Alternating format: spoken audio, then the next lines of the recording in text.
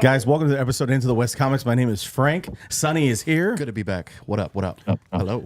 Guys, welcome to the episode Into the West Comics. My name is Frank. What? Sonny is here. Good to be back. What up? What up? Hello. What is happening? Donovan is here. Well, let me tell you something, dude. We got a great show today with all my Hulkamaniacs out there, brother. All right. Oh, I get it. You see what I did Yeah. there? The hot dog. I get it. I get it. Not Yeah. that Hulk. For our The guest. hot dog, corn dog is here. Yeah. The hot dog. I get it. I get it. What is Not happening? I have no that idea what's Hulk. happening. Sorry about that, guys. Oh, okay. Yeah, a little feedback from Skype for our guy that we'll announce here in a second. And over there in the lounge, we've got Uncle Nephew Shane. He's just. Are you relaxed? Oh, yes. Good morning. Good morning. Shane, Hi. you good over there, bud? I'm fantastic. Beard I'm looks ready. fantastic. It over does there. look good. Thank you so much. I beard bombed it today, so it's nice and greasy, Oh, great. just like I like it. Oh. Great. That's a great transition to this. All right. I'd like to, guys. I never get tired of saying this. We have given him the nickname the Franchise. You know him from his work with Action Comics, going all the way back to Last God. Currently, he just started a new run with the Incredible Hulk, and we're going to get into that. James Bond for Love Country. The list goes on. The Alien run. Please welcome our very special guest, Phillip Kennedy Johnson. What up? What up? What up? What up? What up? What's up, guys? What's Good up, to bro? see you again. You as Yes, well. sir. Always a pleasure to have you on. It was a pleasure to be here. Yeah, man. So, I mean, the Hulk in the room. We're gonna get started with him. Oh. The first issue. Thank you, Quan. The first issue of the Incredible Hulk has come out this week. With you writing, Nick Klein on art, and Matthew Wilson on the colors, and also Corey Pettit doing the lettering, which is in this comic a lot more relevant, I feel like, than a lot of comics, because I was telling you before we started, and I'm going to mention it now, there's a moment where Bruce is talking to a barista, and the Hulk kind of takes over and starts calling her a puny human, and the lettering fades from like regular black and white text to green text, and I just thought that was so cool. Nice little and was an touch. awesome way to tell you that the Hulk is not being contained, and that's a great way to explain this first issue, and that leads into our first question. So with all that's gone on in this issue, what can we look forward to going forward with the Mother of Horrors and Grendel, who, by the way, is a super dope character model? Nick Klein killed it with that. Terrifying. And what can we expect going forward with them and just the whole crew? And I'm blanking on her name, Trudy. Oh, Trudy. Oh yeah. Well, Trudy, Trudy is just a vessel for Eldest at this point. Like Trudy was the name of the Tomb Raider, like one of the people who break into that tomb in the beginning. Yeah. But that's not who it is now. That's just the meat say, sack pass that that she's over. steering around. What's the girl and her dad? I'm blanking on her name. Charlie. Charlie, that's who I meant. Yeah, her dad calls her Charlene. Charlene, And yeah. She goes by Charlie. And yeah, Charlie's cool, man. I really like that character. She's really fun. We're gonna get to know her a lot better, find out what what makes her who she is and why she belongs in this book. I mean, the way that when superhero comics started introducing sidekicky kind of like child characters, the idea was to give the perceived audience, like little boys mostly who are reading these things, somebody like them they could relate to, that that they could actually pal around with Batman themselves, or be like Shazam's little buddy, or that kind of thing. And I kind of wanted somebody to go along with Hulk on Hulk's journey too, someone that we could kind of see through her eyes, but also like mess with the Hulk Banner dynamic a bit too, because now we've got somebody, like, we know how Hulk and Banner feel about each other at this point, but I also wanted somebody who was trying to make friends with one of them but not both. Right. Like someone who, the cool thing about Charlie is that she her hero used to be Cap because she thought that Cap was the most badass thing there was. And she runs away from home, and then an Avenger falls out of the sky and kind of gives her a way out, but it's not Cap, it's Hulk. That's cool. And she's just blown away by how powerful he is, and she's just awestruck by how strong he is. And she has always felt so puny and weak, and just frustrated by how weak she is, you know, because she wants to be this big awesome thing, and she sees Hulk, she's like, oh my God, I would do anything to be what this is. And so she admires Hulk and his, not just his strength, but his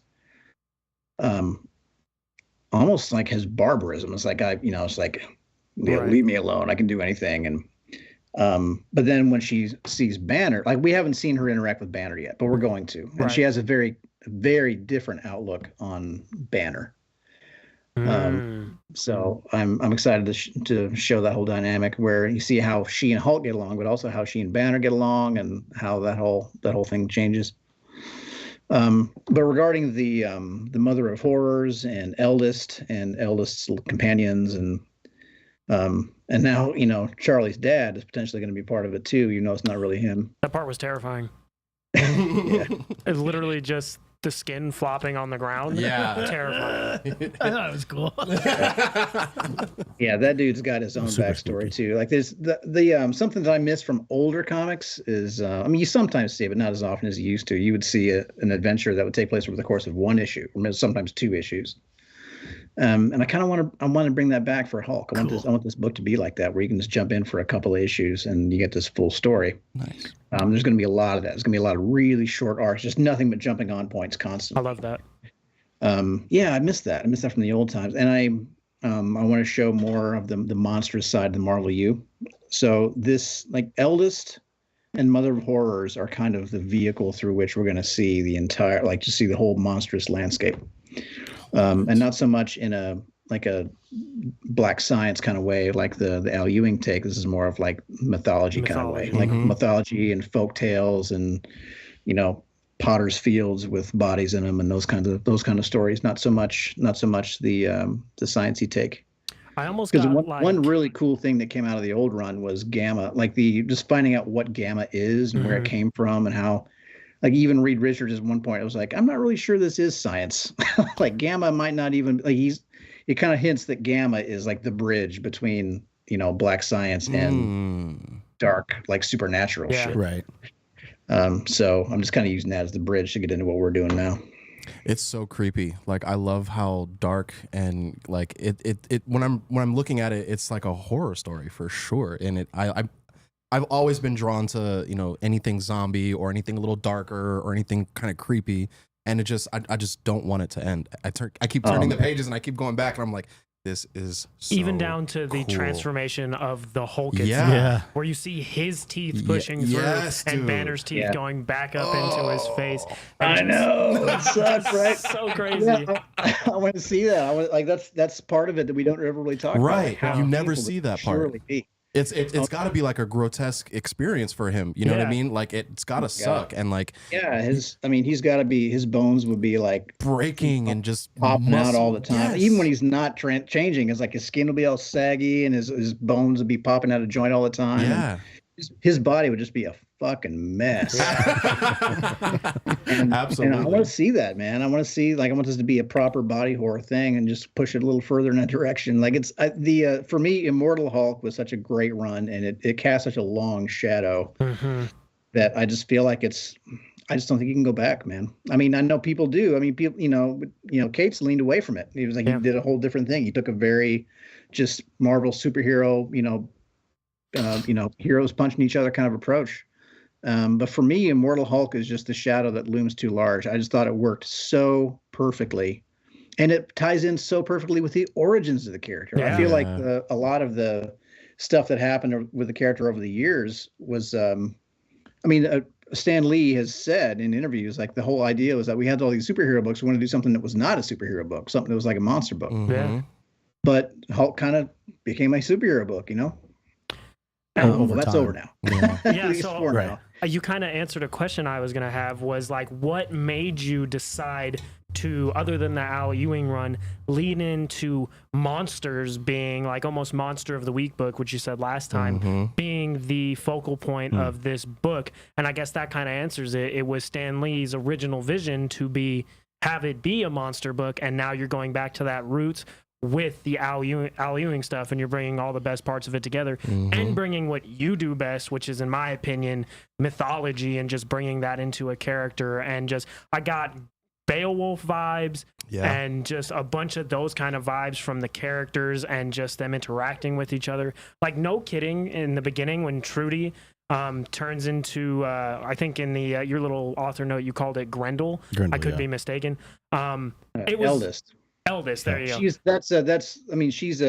She is primarily a body snatcher and shapeshifter. At least that's one thing that she can do. So she so creepy. She like the Trudy picks up a child's skull that's in there. Like the shrine that they go into is to honor what I've been calling archaic Hulk, like the Hulk from the there's a one shot that Alex Pocknadell wrote about a Hulk of like basically prehistoric times, or at least a long time ago. That's that Hulk's corpse minus the head, and it's like this.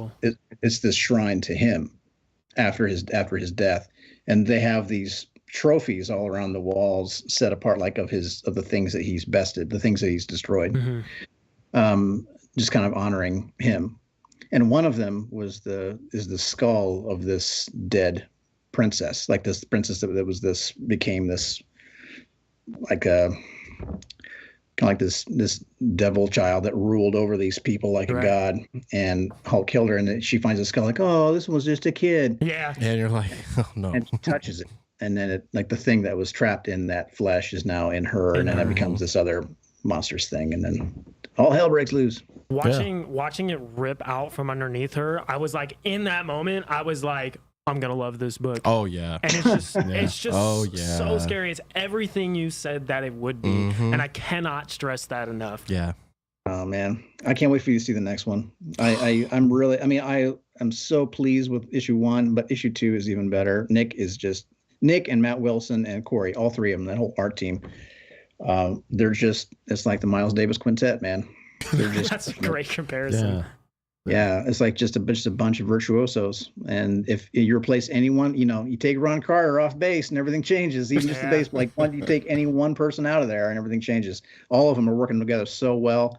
You talked about the lettering in that first issue, and you're right. At the first time I got the pass back on that page, it looked ordinary, and there was also a take in which Hulk's dialogue was like regular white boxes. And before we really got into the weeds on it, I reached out and I was like, what if we gave Hulk some, like, his own special, you know how when you read a book with Thor in it, Thor's got the old timey little like, I think we need to give Hulk a more specific kind of look when he talks, because it's not just like a couple of actors talking. One of them has this, like, in the Fellowship of the Ring film, when the Balrog is roaring. You just made him smile over there. Yeah, that's my stuff right perfect. There. When the sounds that they use to make the roar of the Balrog is all just sounds of like stones grinding and volcanoes and like all sounds of the earth. When Hulk speaks, I want it to be more than just a guy speaking. It needs to sound, meaning look, different. Yeah, like at a glance. And hopefully I want it to be something where it hits hard enough and is like a striking enough that it gives other creative teams that use Hulk no choice but to do the same thing. Yeah. The way that Todd McFarlane used to draw, like he's like, you know what, I'm going to make his webbing look really intricate and cool. And so he started drawing all the crazy strands. The lines around it, makes the webbing look really gross. And everyone who's ever drawn Spider-Man after that has to do that shit now because it looks so great. Yep.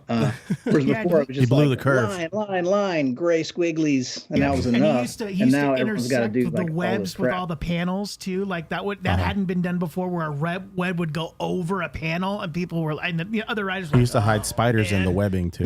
All the time. Bro. So cool. Right. I do have a question for you, Philip. And by the way, if you're just joining us, we're talking to the biggest Johnson in the comic book industry, Phillip Kennedy Johnson.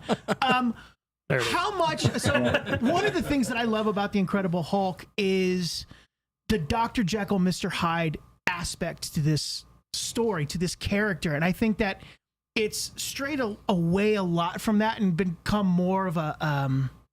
I think it's because of the movies and some of the other modern tellings of them. It's like, how does Bruce balance this? And it's like, for me, I've always loved the aspect of Hulk and Bruce going at it with each other, the monster within going at it with each other. With this book, are you really trying to show us more of a Dr. Jekyll, Mr. Hyde with this character, with it being shorter arcs and stories as a more serial telling? Like, what is something we're going to see that we haven't seen with the Hulk in a long time? Or what is something we've never seen with the Hulk before that you're going to present to us? That you've never seen before. Man, that is a hard one though, because Hulk's been around a long time, and people have made their mark on Hulk for a long while. So it's kind of, sometimes there's no choice, but like, you try not to ape anything, but sometimes you want to kind of pay homage to a thing. For sure. So you will see there will be. I mean, you I think last time I got on here, I told you to look at the last page, but I should say the next to last page, where you see some monsters who are going to show up in the book. Man-Thing. Yeah, some Man-Things in there, so you're going to see another Hulk Man-Thing fight, and that has happened before. Very cool. But you have not seen it quite like this. And in that first issue, there's a crazy, gross transformation of Banner to Hulk.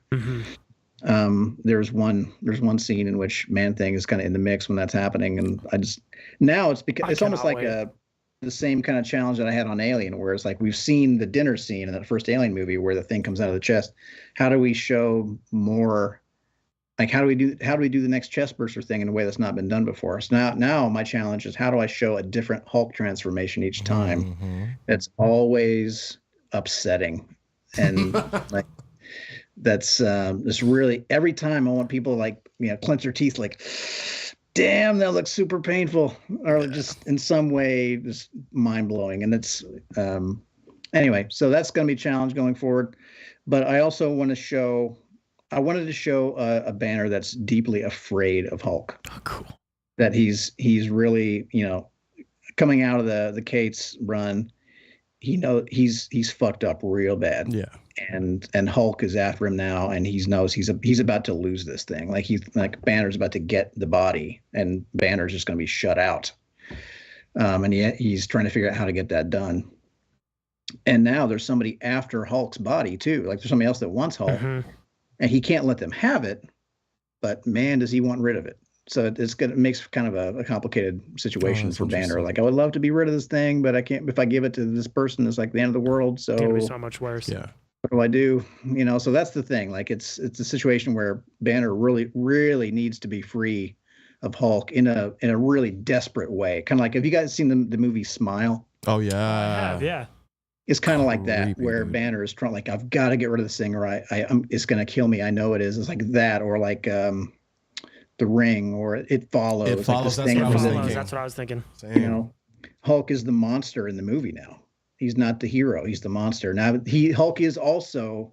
I'm not trying to make Hulk the actual bad guy. There is another bad guy, like Mother of Horrors and Eldest. They're the antagonist, not Hulk. So it's, again, like, Charlie is kind of the secret sauce that lets us, like, Banner is afraid of Hulk. Hulk hates Banner, but Charlie's there too. And that is kind of what allows us to have that dichotomy where Hulk can still, like, Hulk has somebody to team up with and to protect. And he has a motivation to, take down the beastie of the almost of the like month. King Kong a little bit. Kind of, yeah, actually. Like, yeah, I mean, yeah. Anyway, I don't want to give away too much, but Go ahead. if it was nothing but Hulk stalking Banner and, like, setting up Banner to get killed and all that over and over again. Now, you can't have Hulk just being a dick all the time. Right. We still want to love him. Right. Yeah, like, Hulk is still the main character, kind of. So we got to figure out a way to make the relationship between Hulk and Banner feel real and scary, and have Hulk be scary, but then also have him taking down things that are scarier, or at least worse, like more evil. Well, I love the way the whole first transformation of the Hulk kind of took place. It was the military was showing up, and trying to take Banner, and Banner was like, I don't have control, you need to leave. And then it's too late. You see the gruesome transformation, and then you don't see him the first time. It almost kind of reminded me of the first of the new Godzilla films that came out a few years ago. You don't really see Godzilla's destruction until later. And yes, he's destructive, but he is still the hero of that movie. And you see Banner turn into the Hulk, and then you see what it's like for Banner. It's a blip. He's Banner. Then he wakes up, and there's a wake of destruction behind him, and he's like, what can I do about this? And I think you guys did such a wonderful job of conveying that, and that Hulk just wants to be free of Banner. And can you really blame him for that? Yeah. Right. Totally. Yeah. Oh man, I can't wait for you to see the next issue. I'm so excited. We can't wait either. There are a couple of dream sequences in the next one where like both the characters are like having a nightmare, and Nick colored him in watercolor without being asked. Like he's only getting paid for line work. Right. But we got him back, and he had done this beautiful wash thing on the dream, and it makes those scenes look really different than the rest of the book. God, it's just unbelievably humbling how much everyone's putting into this book. Like everyone knows that this is the time. This is what I put all this work in for. Yeah. You know, this is why I practiced 10,000 hours to do this thing. So seeing Nick do his best work, and same thing with Matt and Corey, it's just such an honor to be a part of that team, man. I can't wait for you to see what's coming. Your excitement is contagious, to say the least. For sure. How do you balance all of this? You have all of these projects that you do. Like, where do you find the balance? And a second follow-up question to that is, with a story like this, does Cebulski come up to you and go, hey, we need a Hulk story, let's get Johnson on it? Or is it like, hey, I have an idea for an Incredible Hulk, like, do you pitch it to them? And how do you balance all these projects that you do? I did not pitch it. I actually let go of Alien because I was drowning. And I needed the bandwidth. I was like, man, I'm really hurting for time. I should let go of Alien. Because I'd already done 2 years in Alien. I was very happy with how I had done. I got 3 full arcs. I was very happy with it. I was like, this is probably the classy time to get to jump off. Yeah. And then right after that, Will reached out and he was like, would you be, I know how busy you are. Would you be interested in, and there was, I just been at New York Comic-Con, and I was hanging out with Jordan White, who's my editor on Marvel Zombies, and he's the X-Men guy. He was like, does that mean you're not doing a Marvel book at all right now? I'm like, no, I'm sorry, I'm not. And he's like, oh no. And he was just, you could tell it was very kind of him. I don't know. It was nice to see that reaction. Yeah, of course. Because, sometimes people fall out of stuff, and then, you fall out of touch with an editor, and then you're just, next thing you know, you're kind of like not on purpose, but sort of shut out of a place. Yeah. And I didn't want that to happen, but I could not keep up with the workload. And then right after that, Will was like, you want to do Incredible Hulk? And I was like, you're like, oh man. Yes. I was like, I know I'm going to pay for this, but let's just do it. I think this would be really great. And it was an opportunity to do something that I knew that could be. When he told me Nick Klein was on the book, I was like, well, yeah, I've got to. Yeah. I mean, I've been an admirer of Nick's forever, and I could just see in my mind where it was going to go. Like I knew what I would want to do, and I knew the stuff that Nick loves to draw, and I could just see the book coming together in my mind, like the moves of a chess game. That's I was like, dope. I've got to be a part of that. As far as balance, I'm not the one to ask. I remember the last time when he was on, he was like, yeah, all right, I gotta go turn into copies. I gotta finish Action Comics, and I think it might have been James Bond or something. Yeah, they were like, get a script to turn in the morning. I gotta have these in by midnight, and we were like, oh, thanks for being on. I'm pulling all-nighters like constantly, like every 2 or 3 nights I'm doing one. I'm just falling apart. I can see it in my face. So I honestly, I don't want to bullshit you and say, yeah, it's all, right. It's all just, do your best. The truth is it's really hard. I've got too much going on. I've got a couple more years in the Army. I'm going to keep doing it. And I'm doing work there I believe in too.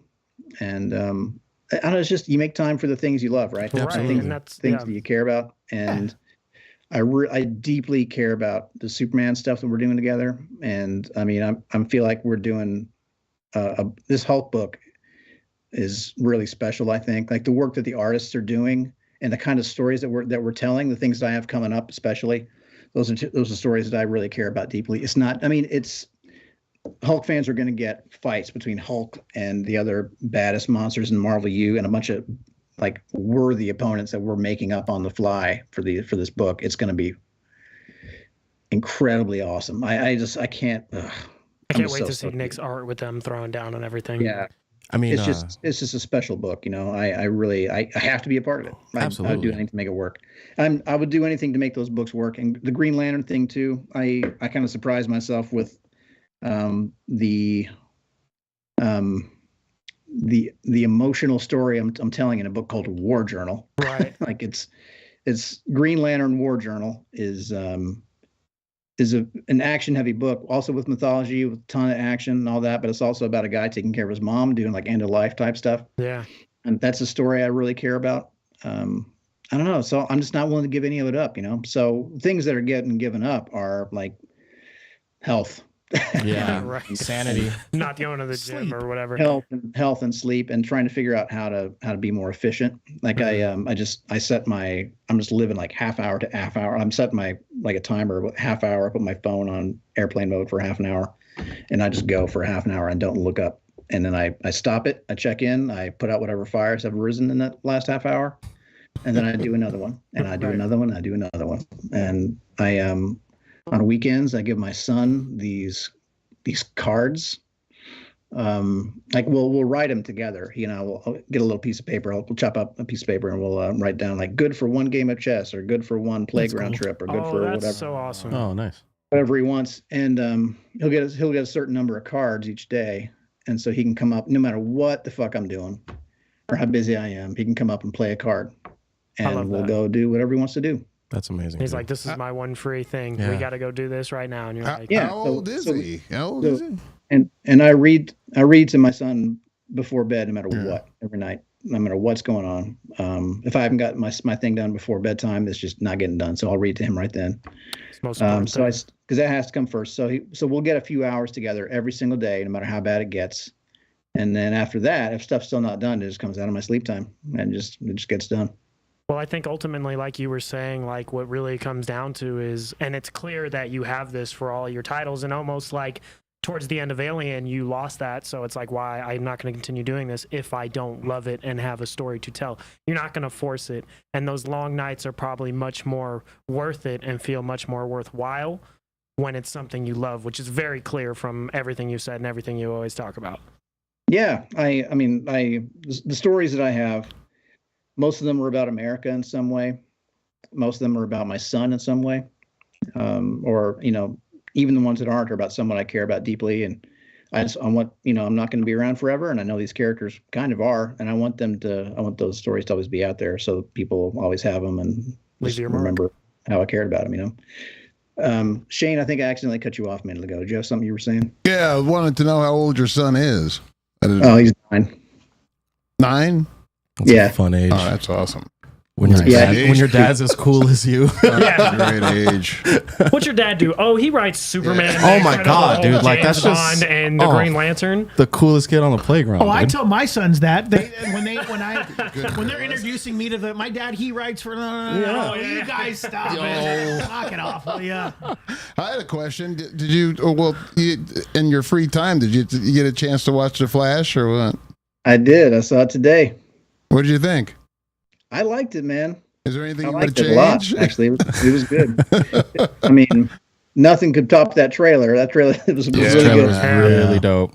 But no, it was really good. Yeah, I wish Ezra Miller was not himself. Yeah, like, That's that's the funniest part about it. Like the Ezra Miller thing, it's very hard to dig a guy that did all these things he did, but that movie is great. Like, why could you, like, if you can pretend to be such a good guy, why wouldn't you want to be that? Just be a good, Right, yeah, exactly. That's what we've always said. Like, if you're gonna play a hero, be a hero. Like, be an inspiration It for can't be people. that Like, hard. I'm sorry. I just like when you see Tom Holland go into a hospital dressed as Spider-Man, come on. or Right. even Johnny Depp, like when he goes in as Jack Cap Sparrow. Sparrow, You're like, yeah, that's what you want out of your, like, the people that are in Hollywood, like giving back to people who like believe in these characters and find themselves in these. No, for anyway, sure. I'm gonna get off my soapbox.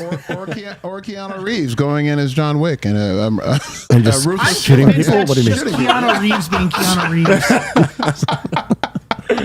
Yeah. That's exactly what I No, meant. but I mean, that aside, dude, it was I loved it. I thought it was really well done. I mean, people people complain about some of the visuals, I guess. Some of the CG. And I've seen some of that, and honestly, a lot of the visuals were terrific. The only thing I could really fault with visuals was like whenever he would go into the Speed Force and go through time, and they'd be surrounded by all the different versions of people, and they looked very clearly not real. Yeah. Kind of almost like first Harry Potter movie levels of like kind of not as good as it could be. Yeah. But I mean, goddamn, it's like complaining that your open world game does not look as good. Like comparing, forgive my my video game nerd out here, but like if you were to compare like Elden Ring and Demon Souls, Right. Yeah.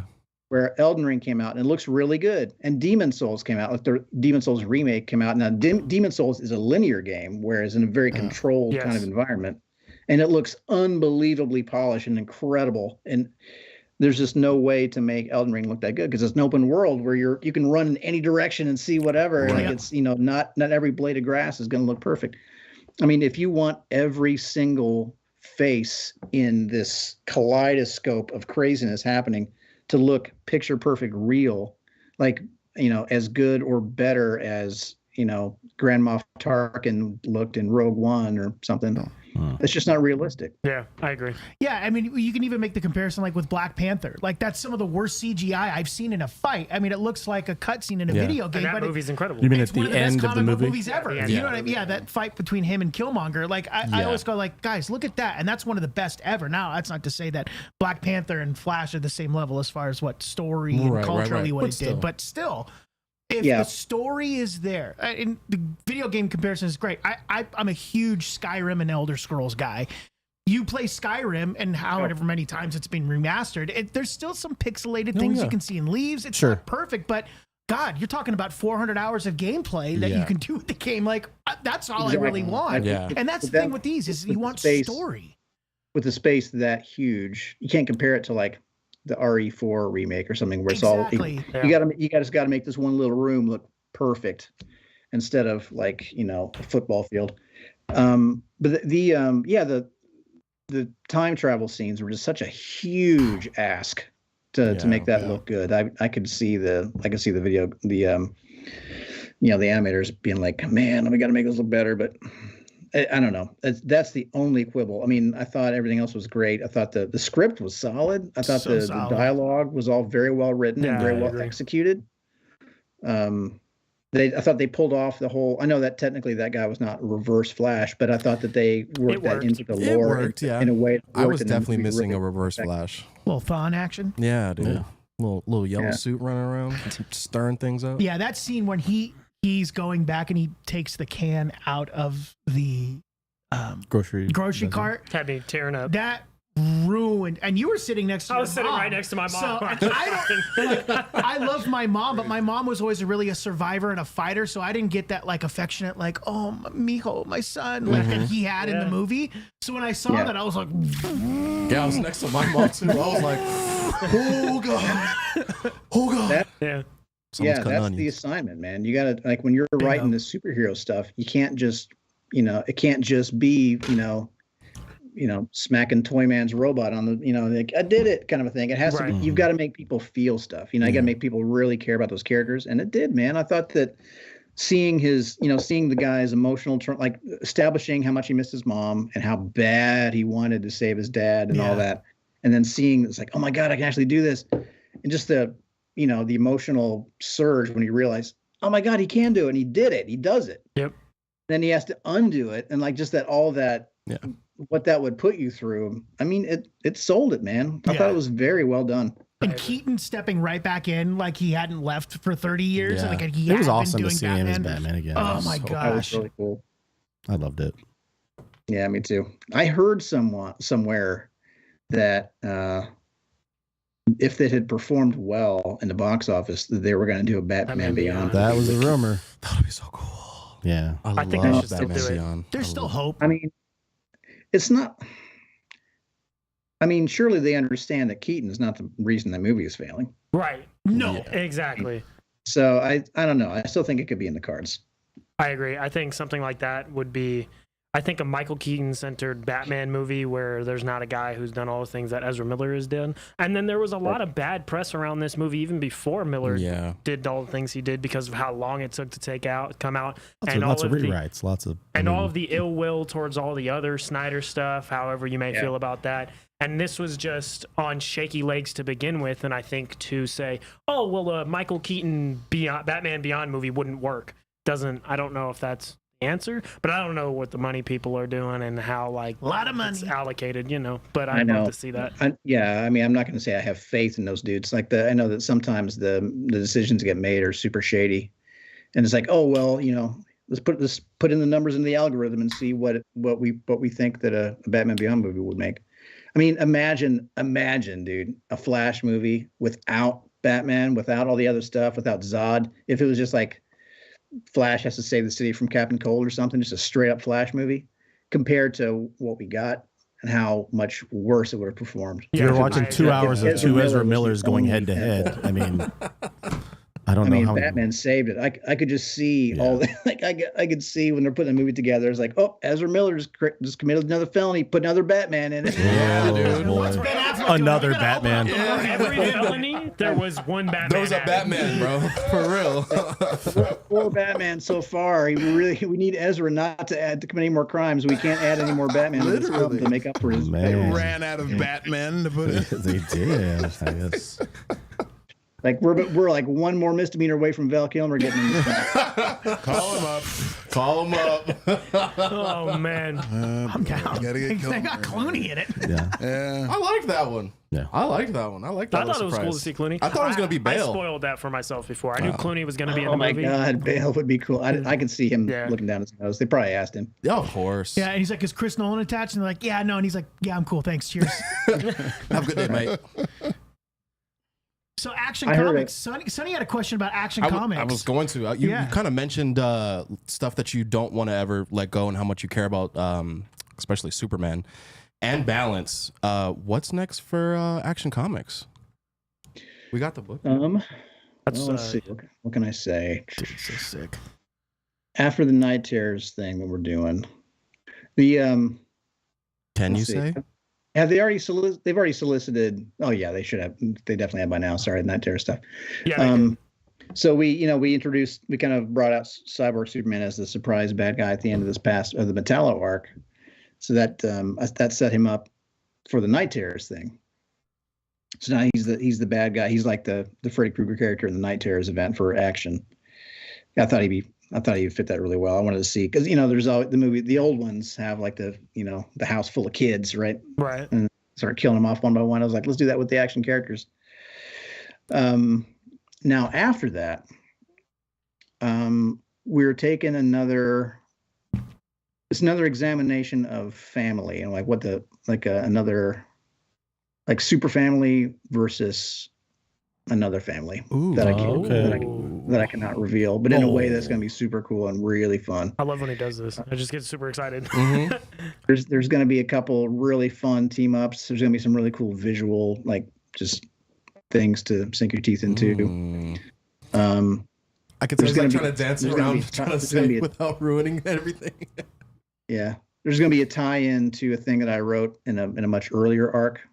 Because I love the idea. I know that it's not like there's gonna be the big PKJ DC book or anything, but that's kind of how I'm envisioning it, and I want it to be this thing where people who read the whole thing, who've read my earlier stuff, are rewarded for it. Yes. So there's a big payoff from a thing that happened a long time ago. We're talking like future state long time ago, or can you not say?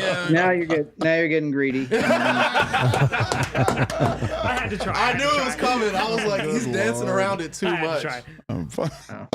But no, yeah, I'm super excited to see Cyborg Superman and the Night Terrors event, which I'm super interested for. Kind of question off the top of my head, what is it like when the DC heads come to you and say, hey, we're doing an event that's going to be company wide, and whatever arc you're telling needs to include it. How do you include that into said arc while still pushing the story that you are going to continue to tell after the fact? Well, you kind of look for opportunities, right? I attended a master class as a trumpet player. I played with Clark Terry once, That's dope. and Clark Terry was this amazing jazz trumpet player who was well established in New York when Miles Davis showed up. Like when I met him, he was super old, and he has sadly since died. But he was playing trumpet well, like in his 90s, dude. He did it for a long time. Anyway, he said sometimes, how do you put it exactly? Sometimes some of your biggest failures can be some of your most inspired. You can turn them into your most inspired moments, or something like that. And he played this improvised lick, like a speed speed. Like he just fell on his face on a lick on purpose, and he did it over and over again. I mean, it sounded deliberate. So basically, an example of that was Cyborg Superman. I was using Cyborg Superman without the intention of keeping him around for a long time after that. It was going to be like this awesome payoff at the end of the arc. And then when they talked about Night Terrors, I just kind of figure out where I was at that moment. I was like, okay, what's going to be happening right before that? What's coming right after that? And I kind of built a 2-issue arc around the needs of that story and around the pieces that I had on the table at that moment. I didn't want it to feel like the whole board was just getting completely wiped away, and now we're just going to insert this thing out of nowhere for 2 issues and then right back to some other shit that didn't relate to that at all. Sometimes it feels like that with these events. Like there was Fear State event for Nightwing and Taylor and Redondo's run. That kind of felt like that, and I think maybe Tom got caught in a bad spot where it was like he just kind of had to do what he had to do. Yeah. I mean, you've got to figure out how to improvise, but you want your improvised melodies to feel organic, not just like, new guy. So yeah, you just kind of improvise on the spot. But I stuff that I have done, like whenever there's a loose thread from a previous arc or a thing I did, even if it's just like a throwaway thing that was very quick, I remember it, and I'm waiting for an opportunity to come back to it. And I'm not going to do it just to do it. But if there's an organic, rational way to work it in later, I want to do that so that it all feels like one organic story. But really, you just kind of have to boil it down to whatever the needs are. Like if, just what are the most basic needs of this thing that they're asking me to do? Like if they need this character to be out of the city, or if they need to establish this character lives here now, or they need to establish that, this bad guy is now a good guy, or if what's another thing that comes up sometimes? They got to find a way to trim an issue or 2 off of an arc, then that's what they need. And it's, that's just part of it. And if you can do it, if you can show them without pissing and moaning that you can get it done, because very often when they ask you, they're kind of like, sighing right before that, like, oh, God, now I got to ask for this thing and it's going to suck. They know sometimes they have to ask for a big ask, or understanding it's going to be a hassle in some way. And if you can just do it, I mean, I don't know. I take it as a challenge, and it's just a creative challenge that I kind of enjoy, and that makes them appreciate more. Like, oh damn, well, this guy can do what I need. That's a feather in your cap, and he wasn't a big lame-o about it. Yeah. I think about stuff that we need, Philip. We need more Green Lantern. Oh, yeah. And last week we got the announcement that you're going to be taking on the Green Lantern War Journal, featuring John Stewart. It's kind of like a backup story right now, the Jeremy Adams Green Lantern run. It's been really fun so far. The first 2 issues, enjoyed it a lot. What can we? First of all, there were some people asking us in the chat: is this a limited series or is it ongoing? I'm not sure I can say. I mean, some of these things, I will say, it will not be a short run. Okay. Regarding how, I don't know, because I mean, the thing about monthly comics, if the chapters come out, serially, and sometimes other events will kind of pop up, like an idea will come out from somebody on high, or sales will dictate a new direction, or whatever. Like things just kind of change on the fly sometimes because the nature of how this whole thing works. So I honestly don't even know the answer. Okay. I do not expect it would be less than 12 issues. Okay. Good. But if there's always a possibility. Like if they need resources on another thing, then that can always change. You've, But I think it would probably be no less than 12. you've always And- seen the Lanterns as sort of like the Jedi of the DC universe. Is kind of like how you envisioned them. How does Jon Stewart kind of move into that role? I love Jon Stewart. He's one of my favorite Lanterns. He's my favorite. You know, I mean, I guess more recently, I don't know how you feel about like Simon Baz or Jessica Cruz. I love them too, but I've always had an affinity for Jon Stewart. Absolutely. I wanted to know what you thought about just the character in general. John is just super capable, man. And he's the guy who was always supposed to be a Lantern. He was never some of the choices that have been made by the Ring in the past are always kind of a surprise to us. And we don't always see at first why the Ring chose who it did. But Jon Stewart just makes all the sense, you know, in the world that he would be a Green Lantern. So he's, especially coming out of the Jeff Thorne run, that establishes that he's basically a new god now. Like he kind of is his own Ring. Yeah. But he's also, as we've established in the backup stories, he's kind of got a new mission now. He's been off world. He's been through the ringer. He's, you know, lost his ring, is with his other team, trying to get home, had that stuff with the fourth world going on. He's just been through a lot. And now he's back home, and his mom needs him real bad. And Earth is in quarantine, and everything's completely changed. And this is his time to kind of step away. And that comes from something that Jeff Thorne told me, actually. He said that, in his view, Jon Stewart never intended to, like, die in the saddle. He never, like, signed up to be a Lantern for the rest of his life. He's going to do his time of service. He's going to have his works of war, and then he's going to get out and then have his works of peace. You know, he's gonna get out and live his life. And I thought that was an interesting take, and possibly unrealistic, since it's a serial comics and there's Jon Stewart's never gonna go away, really. Yeah. but that's how Jeff views him as an actual person, and I like that idea. I like the idea that there's more to him than just that. Right. And I remember him being an architect back in the day, so I wanted to show more of that. So right now he's in his mind he's done, and he sees himself as being of no use to anyone but his mother right now. His mother needs him. His mother is at the end of her life. He's there to help her. And so we see this other side of him that we almost never see in the comics. But the world has other plans. And we see this other universe in which he is like the man. There's a place without the Justice League where he's the only hero they've ever known. And cool. That other version of Jon Stewart just leveled up the Ring to things that we don't know about here. Like he can do things that no other Lantern in in our continuity has ever been able to do. And he's like it's kind of like the Terminator setup, kind of, where, you know, our Jon Stewart is awesome, but on this other world, he's just like godlike. He's this whole other thing. And something comes to our continuity, to our Earth, to find that Jon Stewart and kill him. And, you know, then we get a Lantern from that other world that comes and tries to help him realize who he really is and what his potential really is. As awesome as he is, his potential is even greater.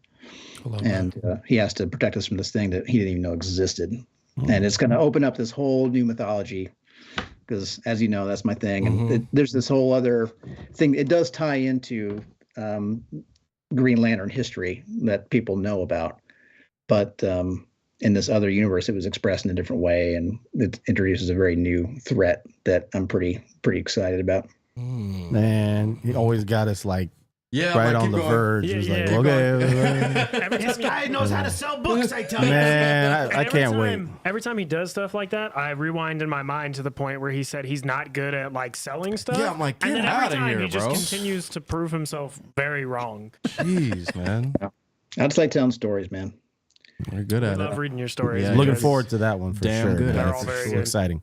Thanks, guys. I mean, some of the villains that I find the coolest and the scariest, the most haunting, and the most fascinating are the ones that are like the contagious evil, the thing that you can't always explain, but you don't let it touch you, kind of thing, like the Right. Borg in Star Trek, or The Ring in Lord of the Rings. yeah, right, or like the Reavers in Serenity, Firefly, and It's a good one. you know, God, I don't know. There's a bunch like that. Like the Infected and Last of Us, and there's just, I've got something kind of like that. But when we discover where it comes from and what it really is and how it ties into existing Green Lantern lore, I think fans are going to be pretty excited. I know that there's some guys on Twitter with like Green Lantern like blog or something or other. They're very cool and they seem very they're very nice and kind, and they gave us some credit last time we had you on. They seem I saw I think I talked to those guys after that. Yeah, nice. I believe you did. They seem incredibly excited about it, and they have a whole Green Lantern blog. They seem to be huge Green Lantern guys. Oh yeah. So I think their excitement for the book tells you anything about, like, it seems like they're very much on the same wavelength I am about Superman. And so I think it's dope to see people getting excited about your books, because that's especially when, Phillip Kennedy Johnson's going to be writing my favorite character. Done. Okay, perfect. That's all I wanted to hear. Yeah. And I think from Action Comics to now, you've done nothing but set yourself up for that kind of reaction to your books, and it's dope to see people who are huge Green Lanterns fan being excited about the Green Lantern book. Yeah, for sure. Thanks, brother. It has been cool to see all the different fandoms that are out there. Mm-hmm. Like Bond has its people, and so does Hulk and Green Lantern and Superman. And it's just so fun to just be exposed to those fandoms that I didn't really ever have a lot of contact with before. It just starts all these new conversations. Yeah, and we enjoy the conversations every time. Every single time. Phil, every time. Thanks. I will say this, like when it's all said and done, when my action run is done, and when the Green Lantern stuff is done, there will be these big, meaningful tie-ins that tie them all together to make them feel like you've been reading one story the whole time, which I'm pretty stoked about. So that's cool. Kind of a spoiler, but I think it's big enough. It's okay. Yeah, that's okay. Love it. There are threads left over from War World Saga that are going to continue to pop up in my other DC work.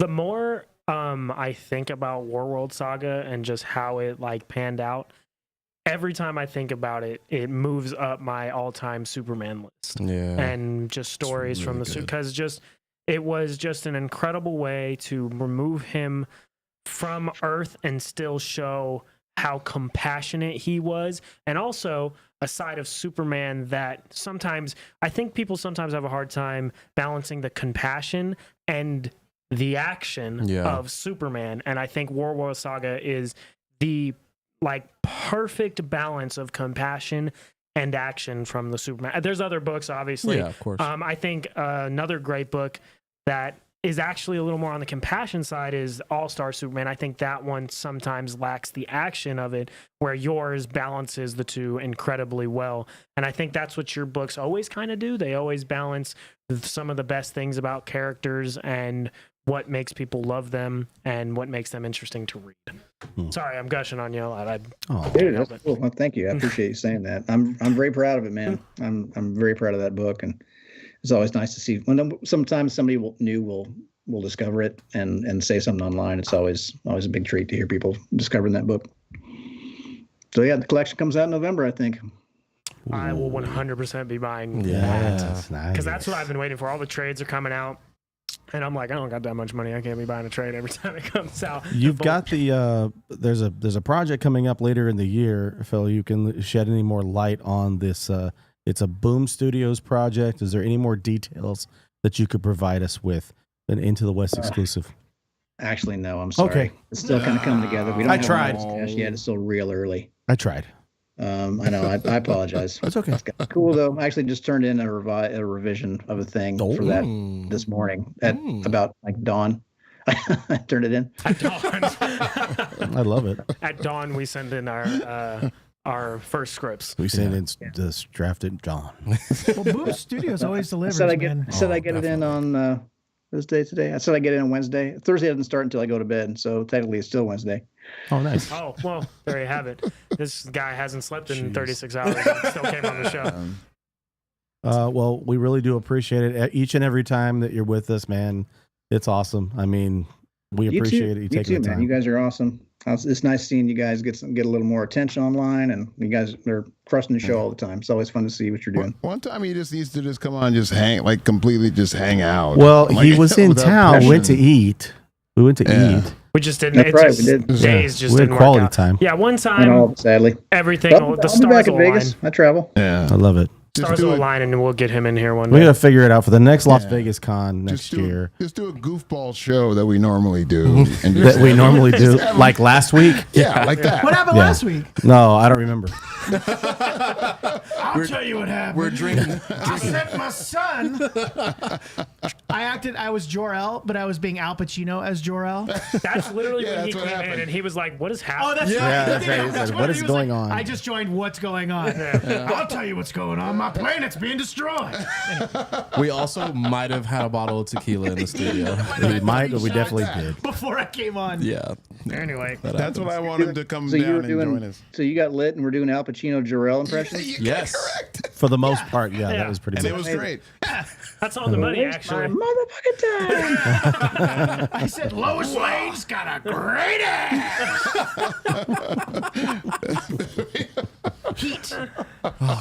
It might be time to go. Paul, how do they get us on the social universe? You can get a hold of us on the social universe at Into the West Comics on Instagram, not Twitter.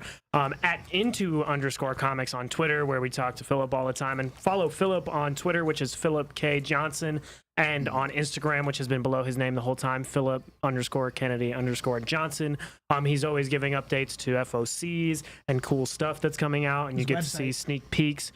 He also has his website, phillipkennedyjohnson.com. So go check out The Incredible Hulk #1, Age of Monsters.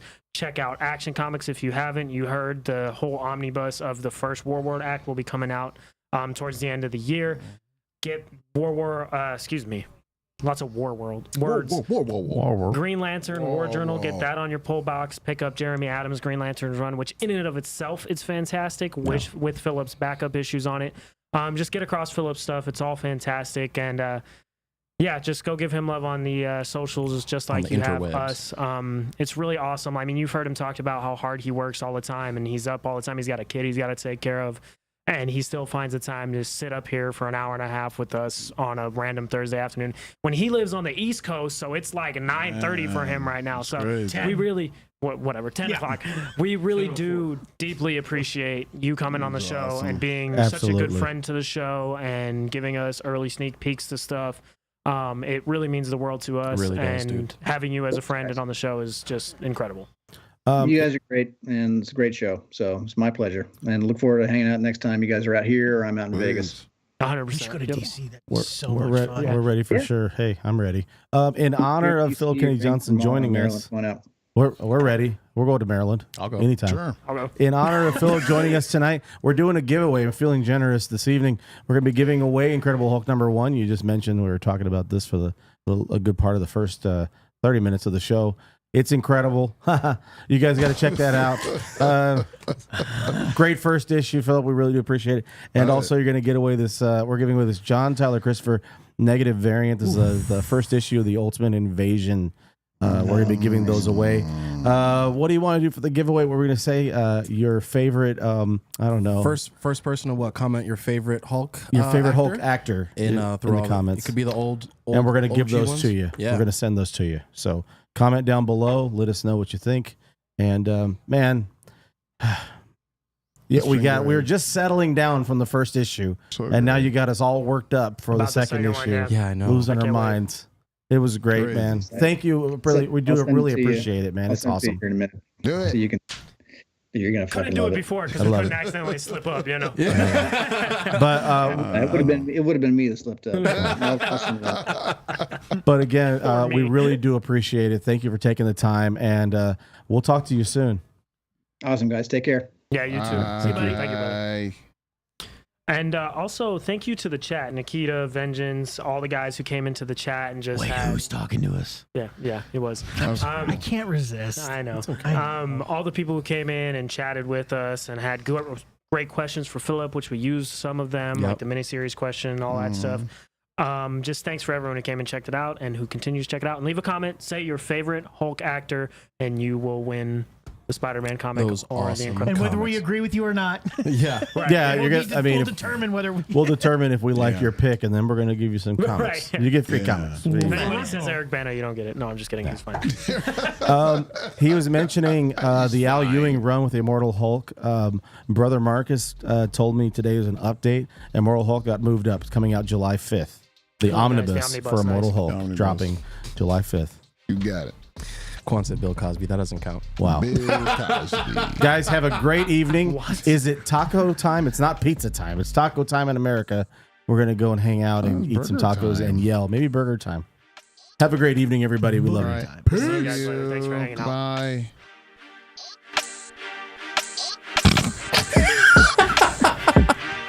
We should just zoom in on his forehead. It's all shiny. I could do that.